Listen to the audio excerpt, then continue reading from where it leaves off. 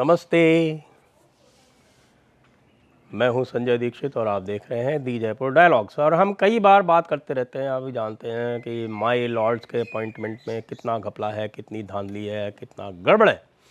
आज मैं आपके सामने पक्के आंकड़े दे रहा हूं और पक्के आंकड़े देने के बाद में, क्योंकि ये आंकड़े जो थोड़े से पुराने, मतलब ये 1.5 साल पहले के आंकड़े हैं, तो 1.5 साल पहले के आंकड़े आपको निकाल के दे रहा हूं किनके, जो भारत के 25 हाई कोर्ट हैं उनमें जो 25 चीफ जस्टिस थे उनका क्या लेखा जोखा था।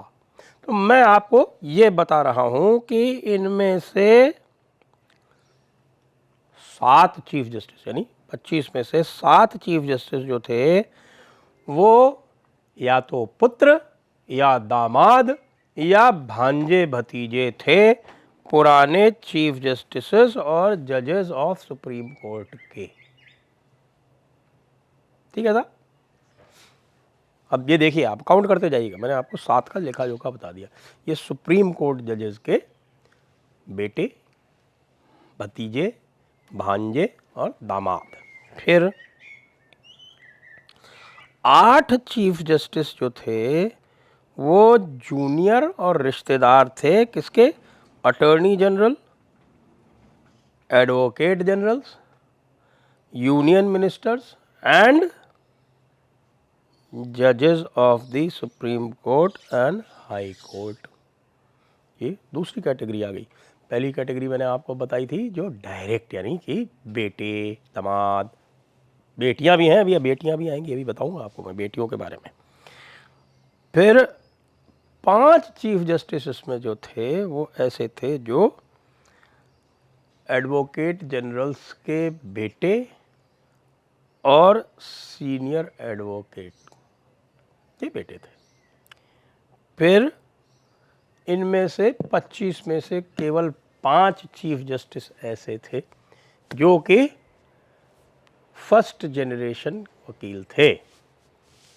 फर्स्ट जनरेशन वकील 25 में से 5 और 20 जो थे वो सारे के सारे वंशवादी, डायनेस्ट।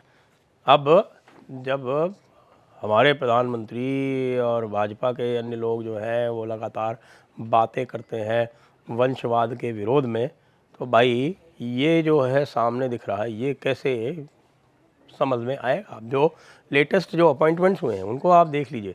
कल ही दीपांकर दत्ता जी का अपॉइंटमेंट हुआ है और दीपांकर दत्ता जी हमारी लिस्ट में सबसे ऊपर हैं। वो कहाँ आते हैं, ये देखिए, honourable the chief justice Dipankar Datta, Bombay high court. ये कौन है, son of Salil Kumar Datta, former जज of the high court at Calcutta. ये अभी भी सुप्रीम कोर्ट में पहुंच गए। Brother in law justice Amitabh Roy, अभी अभी रिटायर हुए हैं अमिताभ रॉय जी। तो अमिताभ रॉय जी रिटायर हुए और उनके साले साहब जो हैं वो सीधे सीधे हाई सुप्रीम कोर्ट में पहुंच गए। तो इसी एक ही वंश की लिए एक ने कुर्सी खाली की, दूसरे ने उसको कबाड़ लिया। फिर अभी अभी कुछ दिनों पहले जो चीफ जस्टिस थे रांची हाई कोर्ट के, ऑल इंडिया सीनियरिटी में उनका नंबर 49 था, वो थे सुधांशु धूलिया। उनका प्रमोशन हुआ सुप्रीम कोर्ट में। उनके क्या है किस्सा है, उनका किस्सा ये है कि साहब कि वो केसी धूलिया, फॉर्मर जज of the Allahabad high court, उनके सुपुत्र वो सुप्रीम कोर्ट में पहुंच गए।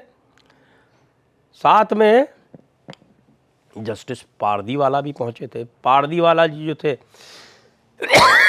उनके ऊपर तो विशेष कृपा थी, और बताते हैं कि उनके ऊपर विशेष कृपा जो थी वो भारतीय जनता पार्टी में से किसी की थी, जिसके कारण वो ऑल इंडिया सीनियरिटी में 69वें या 70वें नंबर पर होते हुए भी, और जूनियर मोस्ट होते हुए भी, और चीफ जस्टिस ना होते हुए भी पहुंच गए। और न केवल पहुंच गए, इस प्रकार पहुंचाए गए जिससे कि वो भविष्य में चीफ जस्टिस ऑफ इंडिया बन सकें। इससे कुछ ही दिन पहले जस्टिस बीवी नागरत्ना ये पहुंचाई गई थी। अब ये एक रिटायर्ड सुप्रीम कोर्ट जज की बेटी थी, तो बेटियों का भी तो कोटा होना चाहिए ना, केवल बेटों का ही क्यों हो। चीफ जस्टिस भी नहीं थी, लेकिन फिर भी उनको पिक किया गया नीचे से और इस प्रकार बैठाला गया जिससे कि वे भी चीफ जस्टिस ऑफ इंडिया बनकर रिटायर हों। तो आप देख सकते हैं कि इस हमाम में सारे के सारे नंगे हैं और पूरा खुला खेल फर्खाबादी चल ही रहा है। वर्तमान जो चीफ जस्टिस साहब हैं, जस्टिस धनंजय यशवंत चंद्रचूड़, इनके जो पिताजी थे यशवंत चंद्रचूड़, उनका रिकॉर्ड है वो भारत के सबसे लंबे समय के रहे हुए चीफ जस्टिस ऑफ इंडिया है। तो वो भी चीफ जस्टिस ऑफ इंडिया थे, अब बेटा भी चीफ जस्टिस ऑफ इंडिया बन गया। अब उनका बेटा भी वकालत कर रहा है और वो भी कुछ दिनों में लाइन में लग जाएगा और निश्चित रूप से आप कुछ दिनों में देखेंगे कि उसका हाई कोर्ट में न केवल एलिवेशन होगा, एलिवेशन इस प्रकार से होगा कि वो कम उम्र में हो। ये भी एक बड़ा खेल है, आपको ध्यान नहीं होगा। मैं आपको उदाहरण दे दूंगा राजस्थान हाई कोर्ट का और इलाहाबाद हाई कोर्ट का कि वहाँ किस तरह से सेटिंग की जाती है। जो करियर्स होते हैं उनकी फिक्सिंग कर दी जाती है जिस समय उनका एलिवेशन किया जाता है। राजस्थान हाई कोर्ट का आपको किस्सा सुनाता हूँ। जोधपुर का एक मोहल्ला है और उसी मोहल्ले से एक समय पर हमारे उच्चतम न्यायालय में 3 जज थे, आर.एम. लोढ़ा, जी.एस. सिंघवी और दलवीर भंडारी। ऐसा कैसे होता है? ये तीनों के तीनों जैन समाज के एक उपजाति है जिसको ओसवाल बोलते हैं। ओसवाल जैन होते हैं, ओसवालों में सम्मिलित थे। ओसवालों का राजस्थान की जुडिशरी में बड़ा ज़बरदस्त प्रभाव है। जब भी कोई लिस्ट आएगी, जब भी कोई वकीलों से एलिवेशन होगा हाई कोर्ट में राजस्थान में, तो उसमें आपको कोई ना कोई ओसवाल अवश्य मिलेगा। न केवल ओसवाल अवश्य मिलेगा बल्कि आपको ओसवाल जो है वो कम उम्र का मिलेगा। आप ये देखेंगे कि कोई भी ओसवाल यदि वहाँ पर एलिवेट होता है तो उसकी जो आयु है वो 45, 46, 47 इस ब्रैकेट में होगी, और जो नॉन ओसवाल है वो बेचारे जो हैं वो फिर 48, 49, 50 में। आप सोच सकते हैं ऐसा क्यों होता है? क्योंकि इसके लिए उनके लिए सुप्रीम कोर्ट का रास्ता जो है वो साफ किया जाता है। तो जब मैंने आपको बताया ये आर.एम. लोढ़ा, जी.एस. सिंघवी और दलवीर भंडारी, तो ये इसी प्रकार हुआ था। इसी प्रकार हम इलाहाबाद हाई कोर्ट की ले लेते हैं।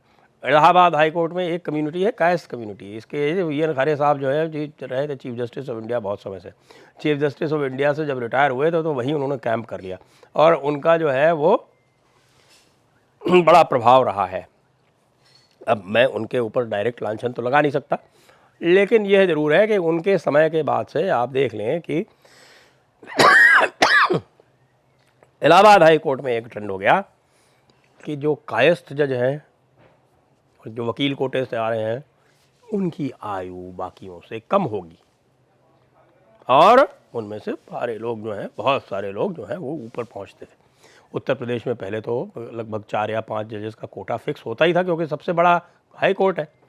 आजकल उल्टा हो गया है, आजकल वहाँ से जजेस नहीं लिए जाते सुप्रीम कोर्ट में।